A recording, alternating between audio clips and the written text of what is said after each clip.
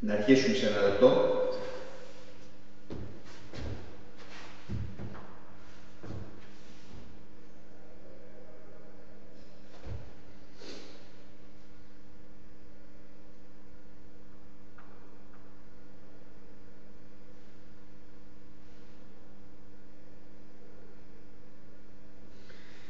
Λοιπόν, θα δείξουμε, ξαναλέω, ότι στην περίπτωση μιας κεντρικής δύναμης, ανεξαρτήτως αν αυτή είναι ισοτροπική ή μη ισοτροπική, υπάρχει μια επιπλέον διατήρηση, η διατήρηση της τροχορμής του σωματιδίου, το οποίο κινείται εξαιτίας αυτής και μόνο αυτής της δύναμης. Έγραψα εδώ, αφού σταματήσαμε για το διάλειμμα, ότι γράφοντας κάτι τέτοιο, στην πραγματικότητα έχουμε περιλάβει και τις ισοτροπικές δυνάμεις. Θα μου πείτε, μα προηγουμένως μου έγραψες έτσι τις μη ισοτροπικές δυνάμεις. Η απάντηση είναι, αν το καλοσκεφτείτε, φανταστείτε μια συνάρτηση F του R, η οποία να είναι η ακόλουθη, R επί R. Μια τέτοιου είδους δύναμη είναι ισοτροπική, αφού αυτό γράφεται ως R τετράγωνο. Παρόλο που η γραφή της είναι μια συνάρτηση του διαβίσματος θέσης του σωματιδίου. Επομένως, στην πραγματικότητα και οι ισοτροπικές δυνάμεις μπορούν να εκλειφθούν ως ειδικές περιπτώσεις τέτοιων δυνάμεων, όπου στην πραγματικότητα η συνάρτηση είναι συνάρτηση του εσωτερικού δεινομένου της θέσης με τον εαυτό του. Οπότε στην πραγματικότητα είναι συναρτήσεις μονάχα της απόστασης και όχι της κατεύθυνσης της απόστασης. Ωραία. Λοιπόν, ας φανταστούμε λοιπόν ότι ένα σωματίδιο κινείται υπό την επίδραση μιας τέτοιας δύναμης, εδώ είναι το κέντρο. Ας φανταστούμε τη δύναμη εδώ να είναι ελεκτική. Πέστε ότι όταν θα φτάσει στο σωματίδιο εδώ, η δύναμη παραμένει ελεκτική. Για το σωματίδιο αυτό ξέρουμε ότι ισχύει η σχέση ότι η δύναμη είναι ο ρυθμός μεταβολής της ορμής του σωματιδίου, είναι ο δεύτερος νόμος του Νεύτωνα, είναι αυτό που γράφουμε σαν μη ότι dv προς dt. Αν συνδυάσει κανείς τη μάζα με την ταχύτητα, παίρνει την ορμή. Και επειδή εδώ θεωρούμε ότι η μάζα του σωματιδίου είναι αμετάβλητη κατά την πορεία της κίνησής του, στην πραγματικότητα μπορούμε να γράψουμε το δεύτερο νόμο του Νεύτωνα σαν ρυθμό μεταβολής της ορμής, ότι είναι η δύναμη. Τώρα, αν πάω να υπολογίσω πόσο είναι ο ρυθμός μεταβολής αυτού του περίεργου μεγέθους, θα το συζητήσουμε σε λίγο τι είναι το μέγεθος, με τον χρόνο. Αυτό μπορώ να το κάνω προφανώς με δείκτες, αλλά θα προτιμήσω να το κάνω άμεσα το ρυθμό αυτό μεταβολής, υπό την έννοια ότι είναι γινόμενο, εξωτερικό μεν γινόμενο, αλλά γινόμενο μεταξύ των διαρρισμάτων, επομένως θα δουλέψει με τον κλασικό τρόπο που δουλεύουν τα γινόμενα. Δηλαδή, παράγωγος του πρώτου πράγματος επί το δεύτερο, συν πρώτο πράγμα επί την παράγωγο του δευτέρου. Μόνο που αυτό το επί είναι εξωτερικό γινόμενο. Επομένως, αυτό θα μου κάνει dr dt προς p συν r προς dt προς dt. Το μέγιστο μέγεθος είναι 0, αφού το dr dt είναι η ταχύτητα που είναι παράλληλη με την ορμή. Η ορμή και η ταχύτητα είναι συγγραμμικά μεγέθη. Στην δεύτερη περίπτωση, αυτό το δεύτερο μέρος είναι r επί τη δύναμη. Εμφανίζεται, όπως βλέπετε, η ροπή της δύναμης, αλλά ως προς το κέντρο. Και αφού η δύναμη είναι της μορφής κάποια βαθμωτή συνάρτηση του r επί το r μοναδιαίο, το εξωτερικό γινόμενο του r διανύσματος με το r μοναδιαίο μου κάνει 0, αφού το r είναι παράλληλο με το r μοναδιαίο.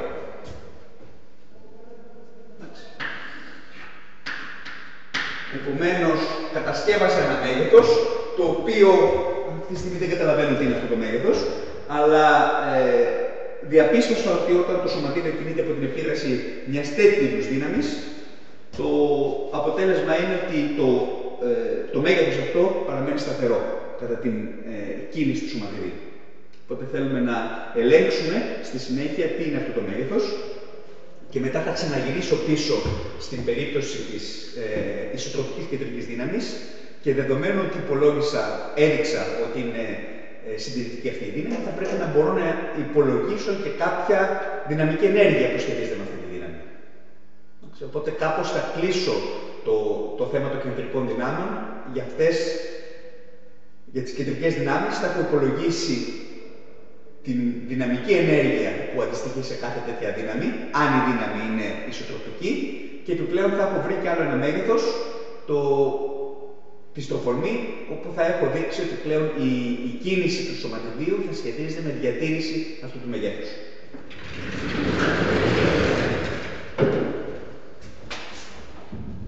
Το πρώτο λοιπόν που θα κάνω είναι να σχεδιάσω αυτό το διάνυσμα της στροφορμής για κάποια τροχιά και μετά να γυρίσω ανάποδα και να σκεφτώ αν το διάνυσμα αυτό είναι σταθερό, τι συνεπάγεται αυτό για την τροχιά.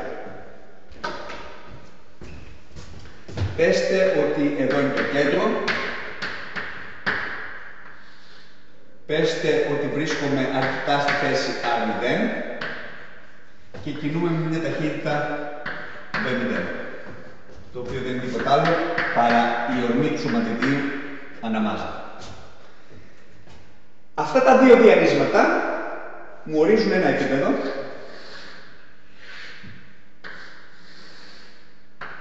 και ο ισχυρισμός μου είναι ότι το σωματίδιό μου δεν πρόκειται, αν κινείται από την επίδραση αυτής της κεντρικής δύναμης, να φύγει από αυτό το επίπεδο. Για πάντα το σωματίδιο θα κινείται στο επίπεδο των R0, V0.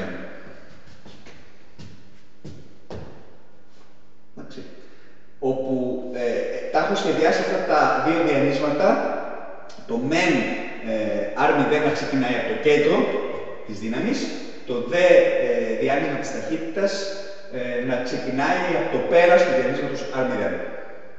Αλλιώτικα, άμα ήταν στο χώρο αυτά τα δύο, δεν θα μπορούσαν να μου ορίσουν ένα επίπεδο. Τα έχω φτιάξει το ένα διαδοχικό με το άλλο, ώστε να μου ορίζουν ένα επίπεδο. Η στροφορμή θα είναι σταθερή, όπως είπαμε, και άρα θα ισούται με την στροφορμή αρχικά. Η στροφορμή αρχική όμως είναι R0 προς M επί V0. Και έτσι όπως έχω σχεδιάσει τα διανύσματα, το διάνυσμα αυτό θα είναι ένα διάνυσμα το οποίο θα έχει μέτρο R0 επί μη επί V0 επί το ημίτονο της μεταξύ τους γωνίας, ποια είναι η μεταξύ τους γωνία, αυτή εδώ, επί μια κατεύθυνση κάθετη στο επίπεδο που ορίζουν τα R0 και V0.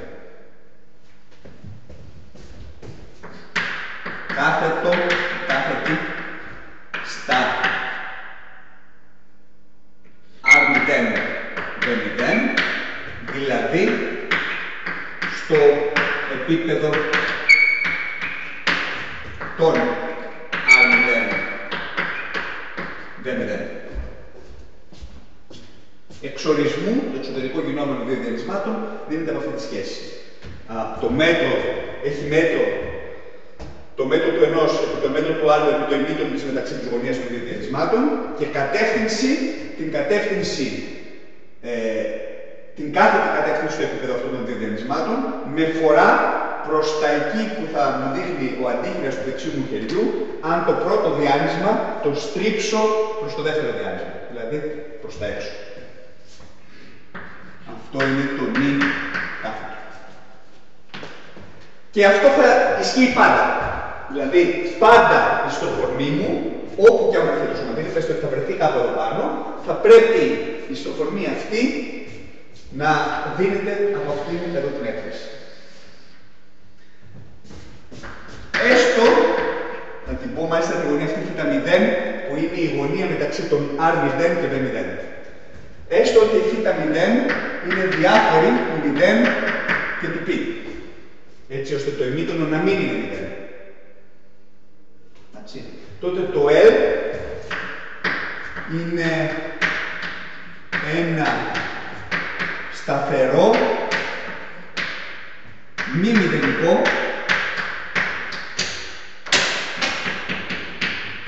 διάρισμα. Και επομένως, έστω ότι κάποια στιγμή θα βρεθεί το σωματίδιό μου στη θέση R του T και θα έχει και μια ταχύτητα V του T. Έστω λοιπόν, έστω αργότερα, το σωματίδιο θα βρίσκεται στην R του T με ταχύτητα V του T. Θα πρέπει το R του T, εξωτερικό M επί V του T, να μου κάνει πάλι L0. Δηλαδή, το επίπεδο αυτό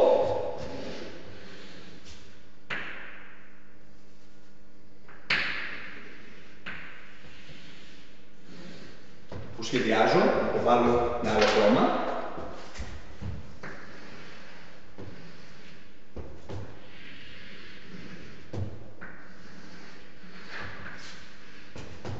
το επίπεδο των R του T και V του T θα πρέπει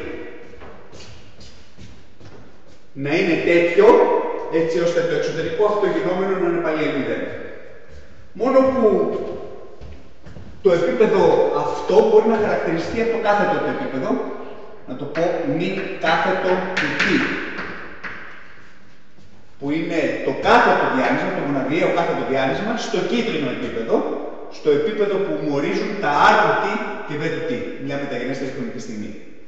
Για να είναι αυτά τα δύο διανύσματα ίδια, θα πρέπει το νη του T και το νη κάθετο, το αρχικό νη κάθετο, να είναι τα ίδια. Αν αυτά τα δύο διανύσματα είναι ίδια, σημαίνει ότι το κίτρινο και το άσπρο επίπεδο θα συμπίπτουν. Με άλλα λόγια, συνεχώς η τροχιά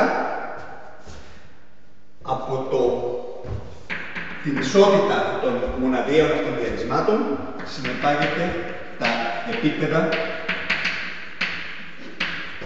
θα συμπίπτουν.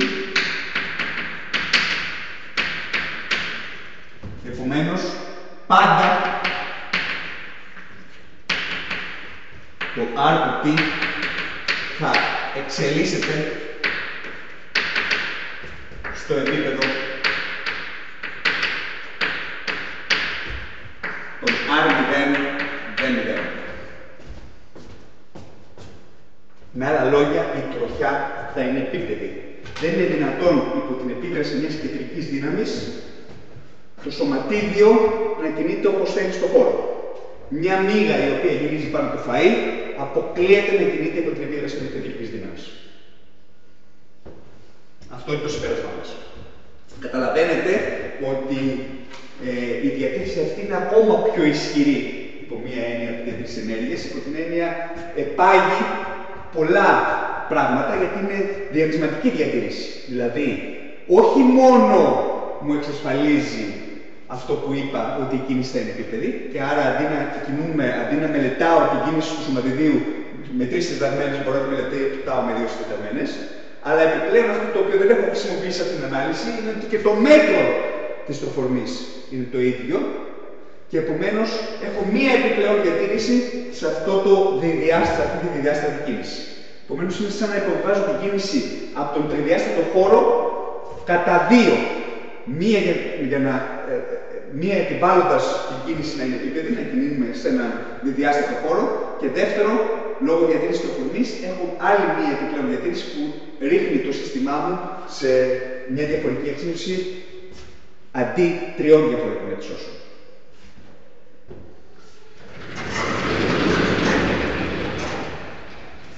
Και τώρα μένει άλλο ένα πράγμα να κάνω για να ολοκληρώσω τα περί κεντρικών δυνάμεων. Θα βρω και τη δυναμική ενέργεια ή τέλος πάντων θα βρω μια έκφραση που θα μου δίνει τη δυναμική ενέργεια στην περίπτωση που έχω ισοτροπικές κεντρικές δυνάμεις, όπου για αυτές έχω δείξει Ούτε είναι συντηρητικές, έχουν συντηρητικές, σίγουρα υπάρχει κάποια δυναμική ενέργεια που συνδέεται με αυτές. Για ισοτροπικές κεντρικές, που είναι συντηρητικές,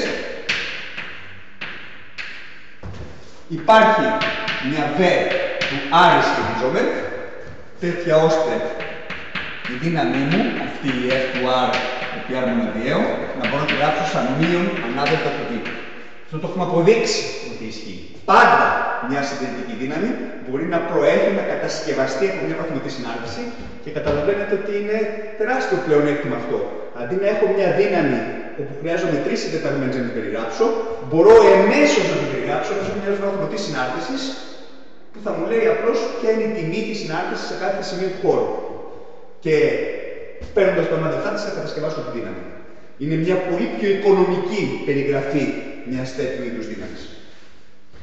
Λοιπόν, θα λέγει κανείς, εντάξει, το δέχομαι αυτό που μου γράφεις, αλλά γιατί δεν μου γράψες V του R? Δεν θα έπρεπε γενικά η δυναμική μου συνάρτηση να είναι συνάρτηση της θέσης στο χώρο, έτσι ώστε από το ανάδελτα αυτής της βαθμωτής συνάρτησης των κυρών μεταβλητών του χ,ψ,z να προκύψει η δύναμη αυτή. Εδώ επικαλούμε το γεγονός ότι θέλω τελικά η ένταση της δύναμης, το μέτρο της δύναμης, να μην εξαρτάται από το αν είμαι σε αυτή την απόσταση, σε αυτή την κατεύθυνση 5 μέτρα μακριά ή σε αυτή την κατεύθυνση 5 μέτρα μακριά ή σε αυτή την κατεύθυνση 5 μέτρα μακριά. Θα πρέπει λογικά αυτή η δυναμική μου ενέργεια να είναι μια συνάρτηση η οποία εξαρτάται μονάχα από την απόσταση από το κέντρο και τίποτα παραπάνω. Δεν χρειάζεται λοιπόν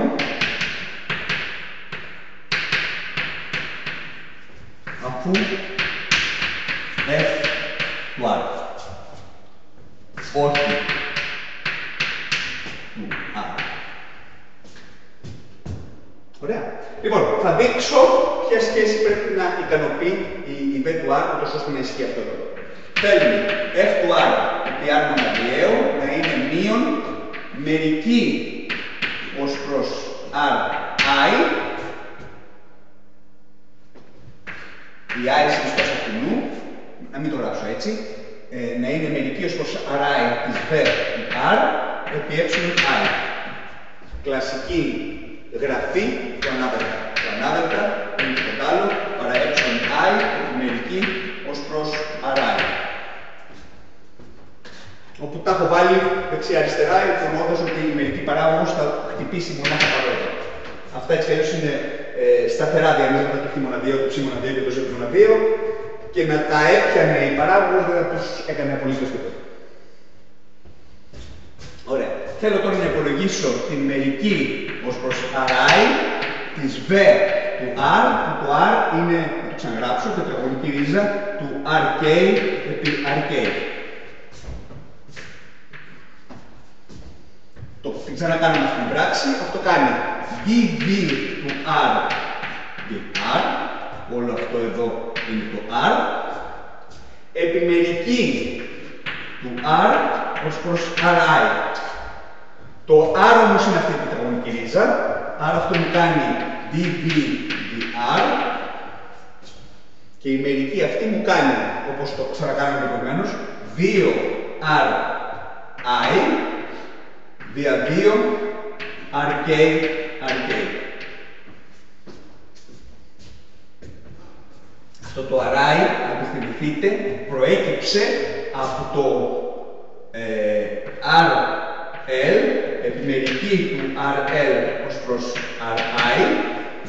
Η μερική του RL ως προς Ri μου δώσε το δέλτα Li, οπότε έμεινε δέλτα Li επί RL.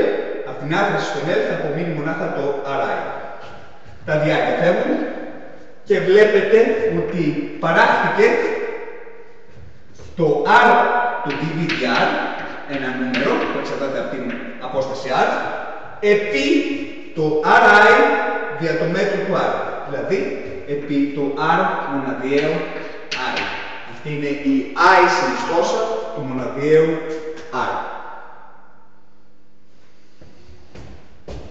Νομίζω ότι τελειώσαμε, γιατί τώρα το μόνο που απομένει είναι να συσχετίσω, να τα ξαναγράψω άλλη μια φορά, Θέλω αυτό εδώ να είναι ίσο με μείον το αποτέλεσμα που μόλις βγάλαμε, dr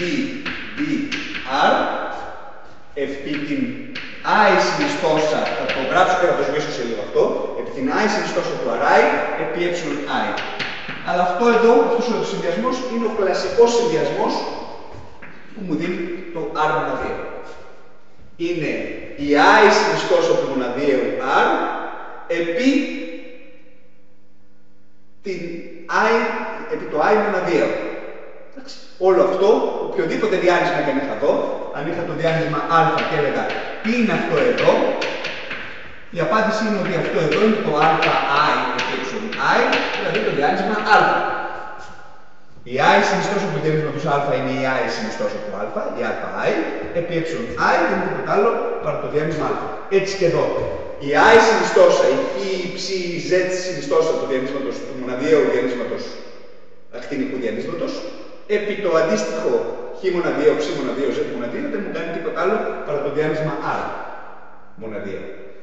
Συγκρίνοντας αυτά τα δύο, αμέσως βλέπω ότι η f του R πρέπει να είναι το μείον dv dr. Άρα έχω μια πάρα πολύ απλή σχέση να λύσω, μια πολύ απλή διαφορική εξίσωση που πρέπει να λύσω προκειμένου να υπολογίσω το v του R.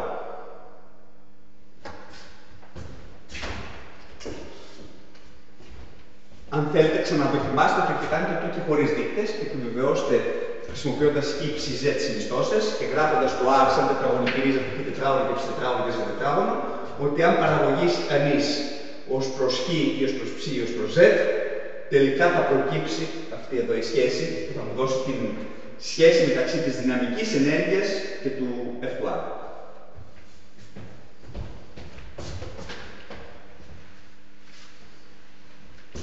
Επομένως, αν κάποιος μου πει πόσο είναι το, θα σου δώσω εγώ τη δύναμη, να αυτή και δείχνει τη δύναμη, υπολόγιση είναι από ποια δυναμική ενέργεια προέρχεται αυτή η δύναμη. Η απάντηση είναι ότι προέρχεται από τη δυναμική ενέργεια που δίνεται από το μείον ολοκλήρωμα F του R dr από κάποιο R0 έως κάποιο R και προκειμένου να μην έχω σύμπτωση γραφής του ορίου με την ολοκληρωτέμετα μυτή, να το ονομάσω R τόνος, την ολοκληρωτέμετα μυτή. Να κάνουμε ένα παράδειγμα. Έστω η F του R, η F, η βαρυτική, η οποία δίνεται από τον τύπο, θα το συζητήσουμε σε μεταγενέστερο μάθημα, Gm2 δια R τετράγωνο επί R μοναδιαίο. Άρα ποια είναι η F του R μας? Η απάντηση είναι το μείον Gm1M2 δια R τετράγωνο. Το πλήν δηλώνει ότι είναι ellipτική αυτή η δύναμη. Για να υπολογίσω την αντίστοιχη βαρυτική δυναμική ενέργεια, η απάντηση είναι ότι σε κάθε θέση R μακριά από την πηγή του βαρυτικού πεδίου, εδώ πρέπει να πω τι είναι οι δύο μάζες. Η μία μάζα, η M1, θα μπορούσε να δηλώνει το κέντρο, το βαρυτικό κέντρο. Η άλλη μάζα M2 είναι η μάζα του σωματιδίου που δέχεται αυτή τη βαρυτική δύναμη από το βαρυτικό κέντρο. Αυτό λοιπόν είναι το πλήν Gm1 M2 δια R τετράγωνο επί dr από R0 ως R και είπαμε θα αλλάξουμε την ονομασία, θα το πούμε αυτό R τόνος. Το αποτέλεσμά μου λοιπόν είναι Gm1 M2, βγαίνουν έξω από το ολοκλήρωμα, επί το ολοκλήρωμα dr τόνος τετράγωνο από R0 ως R, όπου το αποτέλεσμα είναι μείον Gm1 M2 1 δια R από R0 μέχρι R. Δηλαδή είναι μείον Gm1 M2 δια R συν Gm1 M2 δια R0. Μέχρι τώρα δεν μου είχε εξηγήσει κανείς τι είναι αυτό το R0. Λέω εδώ ότι είναι αυθαίρετη σταθερά που έβαλα στον υπολογισμό, στην λύση της διαφορετικής εξίσωσης dv dr ίσον μείον f του r. Για να τη λύσω αυτή τη διαφορετική έκφραση πρέπει να ξέρω κάποια αρχική τιμή, από πού θα ξεκινήσω. Διαλέγω λοιπόν μια αυθαίρετη αρχική τιμή από πού θα ξεκινήσω. Αυτή η αυθαίρετη τιμή που ξεκίνησα μου εμφάνισε μια σταθερά εδώ στον ορισμό στην κατασκευή αυτής της βαρυτικής δυναμικής ενέργειας. Εγώ μπορώ να πω ότι η V σε απόσταση 5 μέτρα θέλω να είναι ίσο με 0. Έχω δικαίωμα να το πω αυτό. Η απάντηση είναι ναι, γιατί η δυναμική μου ενέργεια δεν έχει κάποιο ιδιαίτερο νόημα σαν τιμή κάπου. Αυτό που έχει ως νόημα είναι πώς αλλάζει από θέση σε θέση η δυναμική ενέργεια. Αν στη V εδώ προσθέσω μια σταθερά, η κλίση, η παράγωγος της δυναμικής ενέργειας με το R δεν θα μεταβληθεί. Επομένως, έχω το δικαίωμα εγώ να βάλω μια κατάλληλη τέτοια σταθερά, ούτως ώστε να ορίσω τη δυναμική μου ενέργεια να είναι 0 όπου εγώ θέλω. Αν το κάνω αυτό, τότε θα πρέπει, αν εδώ βάλω τα 5 μέτρα, να μου βγαίνει 0. Για να μου βγαίνει 0 θα πρέπει το R0 να το διαλέξω να είναι 5 μέτρα. Αυτό λοιπόν, η επιλογή αυτή οδηγεί στο ότι το R0 θα πρέπει να είναι 5 μέτρα. Στα 5 μέτρα από το βαρυτικό κέντρο θεωρώ εγώ ότι η δυναμική μου ενέργεια είναι ίση με 0. Θα μπορούσα να βάλω στα 6 μέτρα, στα 10 μέτρα, όχι στα 0 μέτρα, θα έχει πρόβλημα, εντάξει, γιατί θα έπρεπε να ορίσω τη δυναμική μου ενέργεια σε ένα ακατάλληλο σημείο. Έτσι κι αλλιώς δεν θέλω να ορίσω τη δυναμική μου ενέργεια όταν τα δύο σώματα τα φέρω το ένα πάνω στο άλλο και είναι και σημειακά. Θα έχω απειρισμούς. Μια πολύ καλή επιλογή, η καλύτερη επιλογή,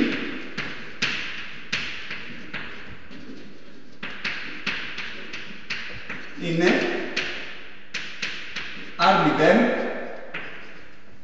σε άπειρη απόσταση. Εκεί που το πεδίο πλέον θα έχει εξασθενήσει πλήρως. Δεν θα φαίνεται καθόλου αυτή η βαρύτητα όταν πάω σε άπειρη απόσταση. Και επομένως, να σβήσω τον όρο και τότε με αυτή την επιλογή θα έχω ότι η βαρυτική δυναμική ενέργεια θα είναι μείον G M1 M2 δια R. Και μπορώ να γράφω αυτό. Επομένως, όταν το σωματίδιο μου θα βρίσκεται σε διαφορετικές αποστάσεις από το βαρυτικό κέντρο, θα έχει μια δυναμική ενέργεια πάντα αρνητική. Υπάρχει κάποιο πρόβλημα με την αρνητική δυναμική μου ενέργεια? Όχι! Η δυναμική μου ενέργεια μπορεί να έχει ό,τι πρόσημο θέλει. Η μεγάλη σημασία της δυναμικής ενέργειας είναι πώς αλλάζει η δυναμική ενέργεια από σημείο σε σημείο, όχι αν είναι θετική ή αν είναι αρνητική. Καθώς πλησιάζω εγώ προς το κέντρο, γίνεται όλο ένα και πιο αρνητική, καθώς το R μικραίνει, αυτή γίνεται όλο ένα και πιο αρνητική. Αν τη σχεδιάσω, είναι κάπως έτσι. Και επομένως, αν αφήσω το σωματίδιό μου σε μια τέτοια θέση, αυτό θα έχει την τάση να κινηθεί προς πιο χαμηλές δυναμικές ενέργειες. Αυτό είναι και το νόημα της δυναμικής ενέργειας. Να φαντάζομαι προς τα που είναι η τάση της κίνησης.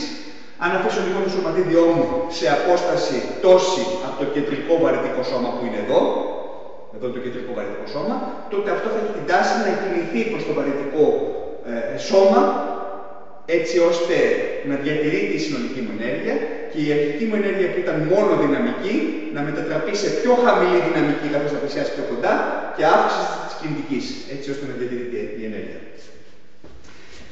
Τώρα θυμήθηκα ότι ξέχασα να συζητήσω και την περίπτωση που η γωνία ήταν 0, είναι 0 η π προηγουμένως. Στην περίπτωση που είναι 0 η π, τότε η ιστοφορμή είναι συνεχώς 0. Και όταν η ιστοφορμή είναι συνεχώς 0, σημαίνει ότι πάντα η γωνία μεταξύ της θέσης και της ταχύτητας πρέπει να είναι 0 η π.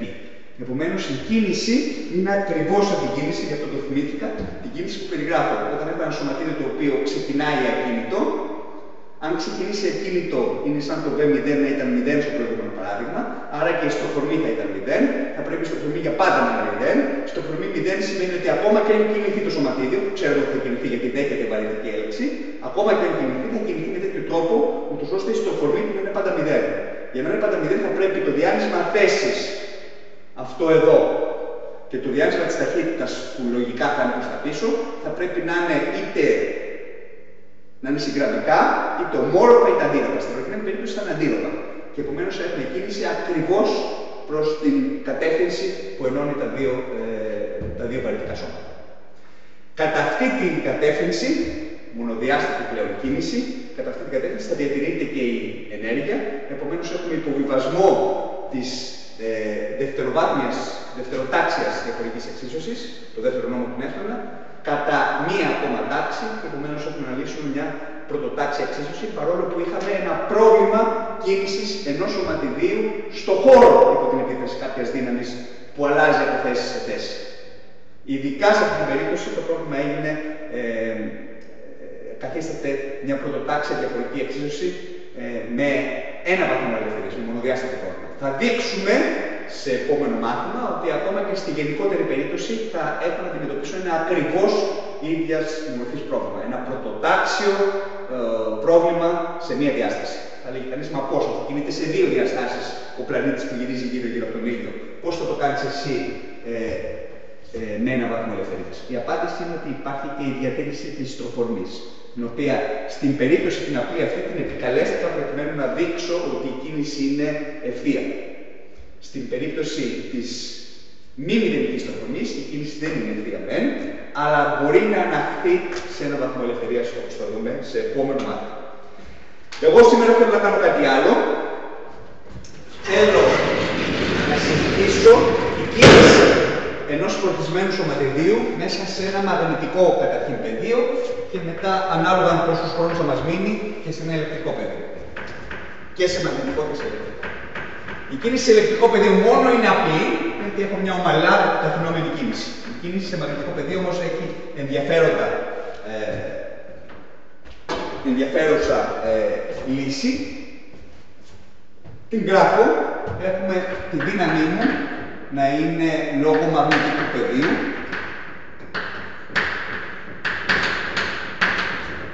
Δίνεται από την έκφραση αυτήν εδώ. Αυτή είναι η λεγόμενη δύναμη Λορέντζ.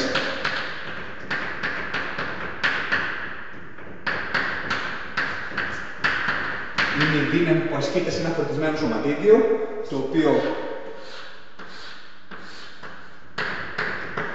όταν θα κινηθεί μέσα σε ένα μαγνητικό πεδίο και θα έχει και κάποια ταχύτητα τέσσερα V, τότε θα ασκηθεί μια δύναμη πάνω του, η οποία θα δίνεται από το εξωτερικό γινόμενο της ταχύτητας με το μαγνητικό πεδίο. Επομένως θα είναι, όπως το έχω σχεδιάσει εδώ, μια δύναμη προς τα μέσα. Επομένως το σωματίδιο θα έχει την τάση να μπει προς τα μέσα στον πίνακα, να καμπυλώσει προς τα μέσα στον πίνακα. Η ταχύτητά του είναι αρχικά έτσι, θα έχει την τάση να στρίψει η ταχύτητά του προς τα μέσα, εξαιτίας αυτής της δύναμης Λορέντζ. Εμείς θα εξετάσουμε την ειδική περίπτωση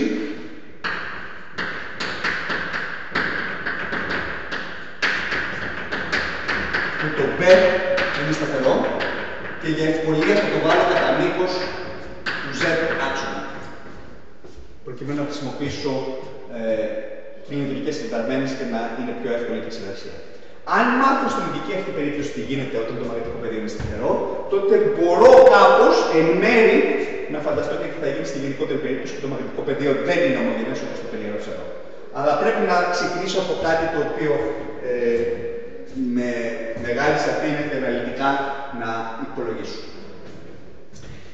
Λοιπόν, για να κάνουμε τον υπολογισμό, πόσο κάνει το V προς V. Η απάντηση είναι κάνει χ με ένα βιαίο, ψ με ένα βιαίο, z με ένα βιαίο, v χ και ψ και z, 0, 0, v, αυτό το v, το μαγνητικό πεδίο το έβαλα κατά μήκος του z άξονα. Δηλαδή μου κάνει χ μοναδιαίο επί v ψ v, μείον ψ μοναδιαίο επί v χ v και z μοναδιαίο επί 0. Με άλλα λόγια, η δύναμη σε αυτή την περίπτωση, όταν έχουμε ένα ομογενές μαγνητικό πεδίο κατά μήκος του z άξονα, η δύναμή μου θα είναι στο επίπεδο χ. Αυτό είναι χ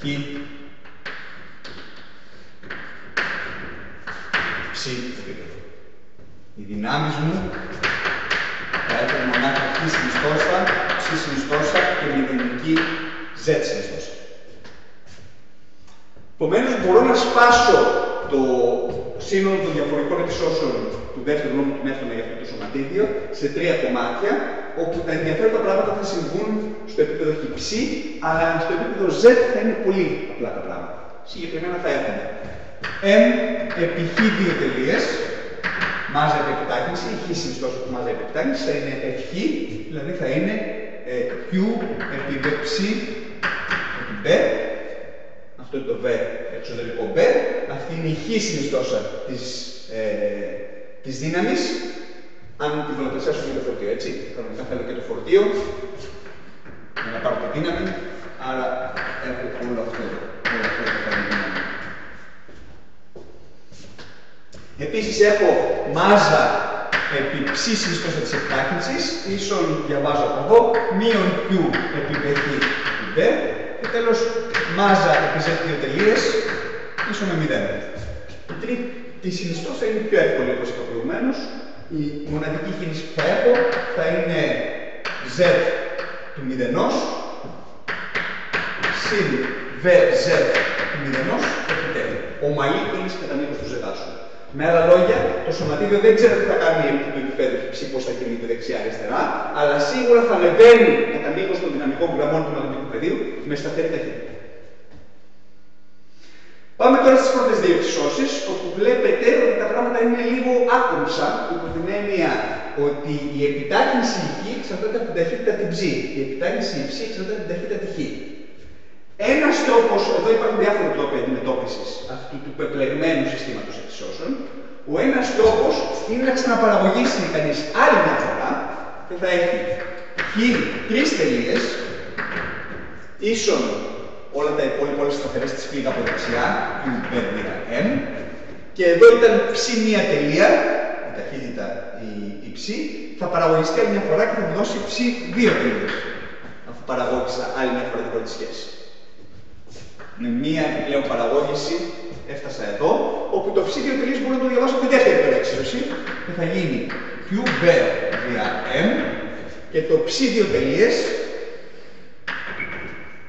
θα είναι επί μείον qb δια m επί χ που είναι χ μία τελεία.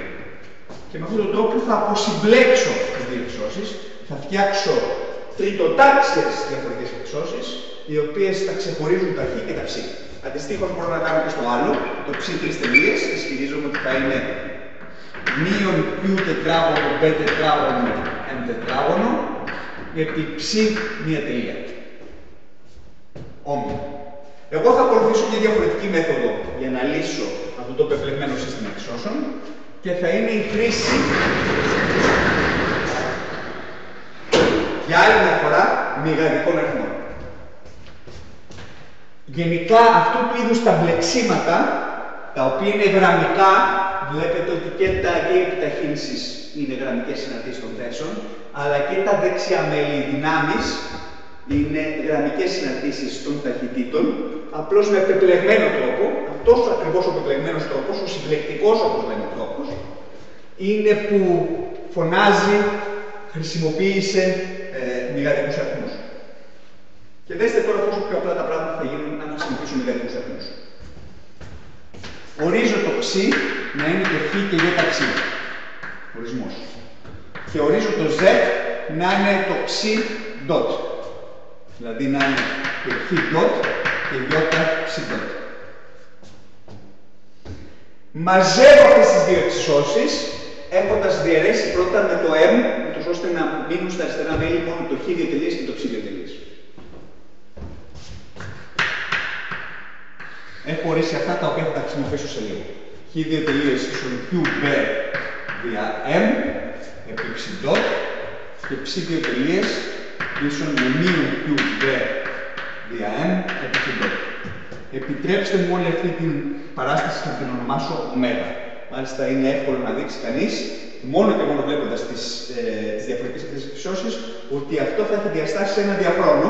Γιατί το αριστερό είναι μήκος διαχρόνος τετράγωνο, το δεξί είναι μήκος διαχρόνο, άρα του λείπει άλλο ένα διαχρόνο για να το μετατρέψει, για να ισορροπήσουν οι διαστάσεις δεξιά και αριστερά στα δύο κομμάτια. Επομένως, αυτό μοιάζει να έχει τις ίδιες διαστάσεις που έχει κάποια γωνιακή ταχύτητα, που η διαστάση της είναι ένα διαχρόνος.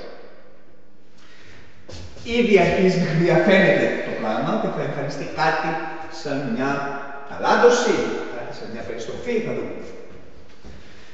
Λοιπόν, τα συνδυάζω τώρα και φτιάχνω το z τελεία, το οποίο θα πρέπει να είναι το χ δύο τελείες συν ι ψ δύο τελείες. Το z τελεία θα είναι χ δύο τελείες συν ι ψ δύο τελείες.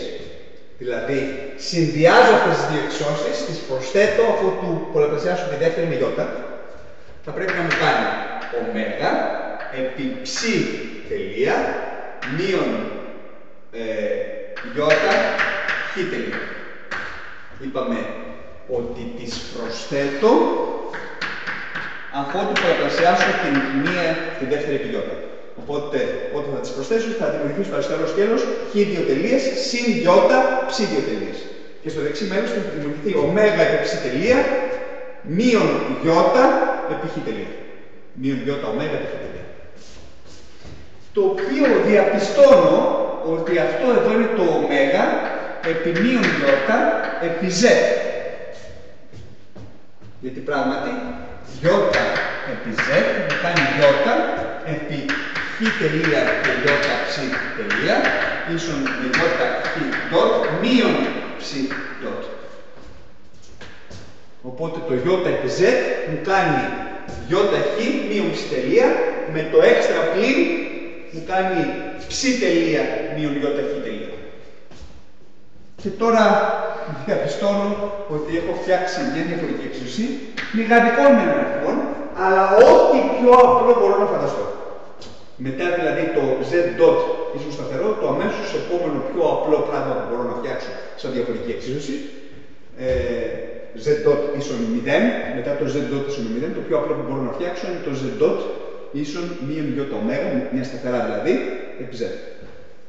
Να τη δω αυτή τη διαφορετική εξίσωση, να την καμαρώσω, ίσον μείον ι ω επί z. Αυτινής ξέρω τις λύσεις. Κατευθείαν. Είναι γραμμική, διαφορική, ομογενής εξίσωση πρώτης τάξης. Επομένως, οι λύσεις της θα είναι το z ίσον, το z τώρα, θα είναι z0 επί a στην μείον ι ω t. Πράγματι, θα την παραγωγήσω με τον χρόνο μια φορά. Αυτόματα θα μου βγει το μείον ι απ' έξω και θα μου μείνει το ίδιο το z. Έτοιμη η λύση της. Δεν χρειάζεται να ιδρώσω καθόλου για να παράξω τη λύση. Τώρα όμως πρέπει να ξαναγυρίσω πάλι πίσω, να σκεφτώ ότι το z αφορά τις ταχύτητες των δύο σωματιδίων στο χ και στον ψ άξονα και τώρα θέλω να λύσω όμως να βρω το ξ. Το ξ dot που αφορά που αφορά τις θέσεις των σωματιδίων, η παράγωγος αυτού είναι το z. Είναι το z t. Δηλαδή είναι το z0 επί a στη μείον ι ω t. Από τη λύση που δείχνει. Δηλαδή έχω dξ dt ίσον με z0 επί a στη μείον ι ω t.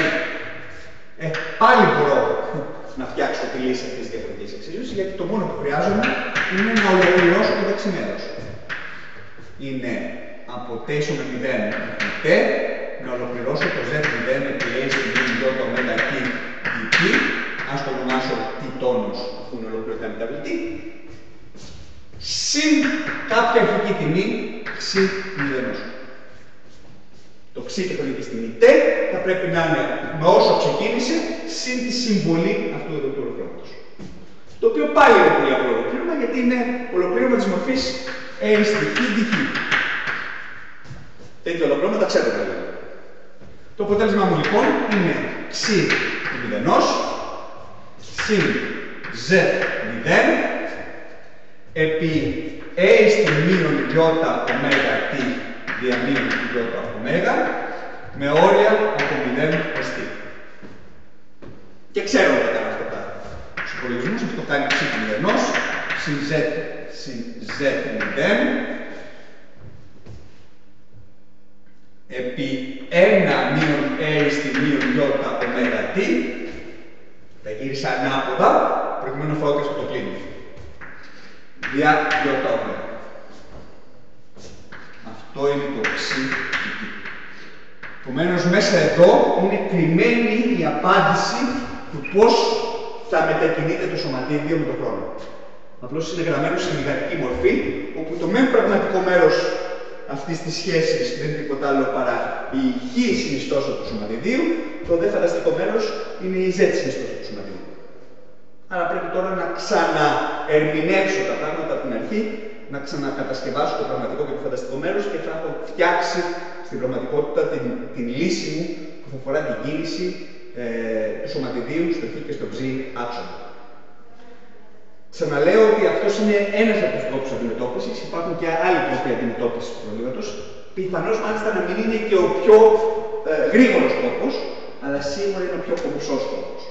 Γιατί βλέπετε ότι αντί να λύσω δύο προβλεπμένες διαφορετικές εξισώσεις, έλυσα μία μόνο, μηγατική μεν, αλλά μία διαφορική εξίσωση πρώτης τάξης. Και γραμμική. Όπου είχα όλο το προστάσιο μου να απαντήσω στο πρόβλημα μου. Και το επόμενο βήμα είναι αυτό που βρήκα πώς εξελίσσεται η ταχύτητα σε συνάρτηση με τον χρόνο. Μάτι, την βρήκα εδώ. Ολοκλήρωσα την διαφορά πρέπει να βρω και τη θέση. Είναι σαν να ξέρω, σαν να μπορώ να βρω εύκολα την ταχύτητα σε συνάρτηση με τον χρόνο ενός σωματιδίου και μετά να ολοκληρώνω άλλη μια φορά για να βρω και τη θέση σε συνάρτηση με τον χρόνο του ίδιου σωματιδίου. Λοιπόν, για να κατασκευάσουμε τώρα τις καρτεσιανές εκταγμένες στην κίνηση τελικά του σωματιδίου.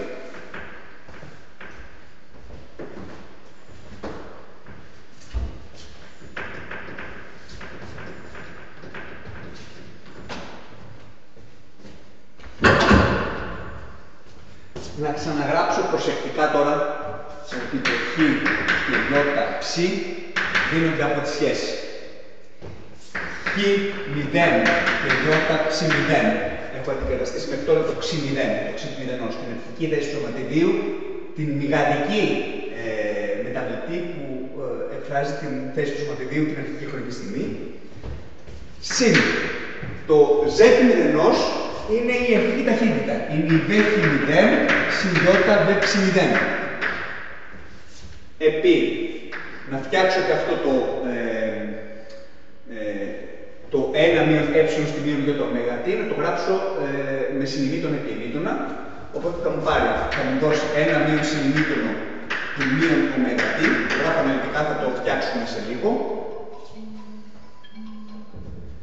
Μείον το μείον ι, άρα συν ι, ημήτωνο του ωμέγα t. Εδώ να το βάλω και αυτό συν, γιατί έχει τέλος το συνημήτωνο του μείον ωμέγα t και το ημήτωνο του ωμέγα t είναι το ίδιο πράγμα.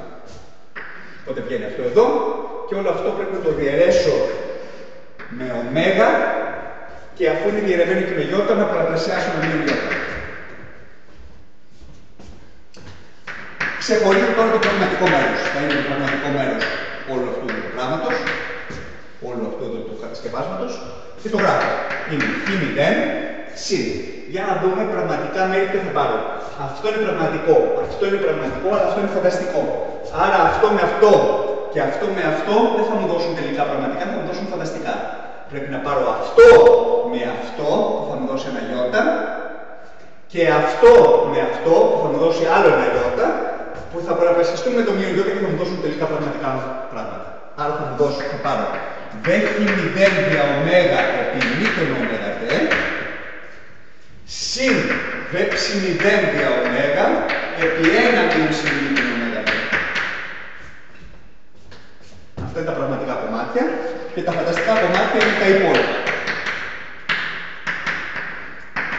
Είναι το ψ0 και τώρα, όπως είπαμε προηγουμένως, αυτό που είναι πραγματικό με αυτό που είναι πραγματικό και αυτό που είναι φανταστικό και αυτό που είναι φανταστικό θα μου δώσουν τελικά πραγματικά κομμάτια από εδώ και θα πολλαπλασιαστούν με ένα μείον γιώτα για να μου δώσουν το φανταστικό μέρος.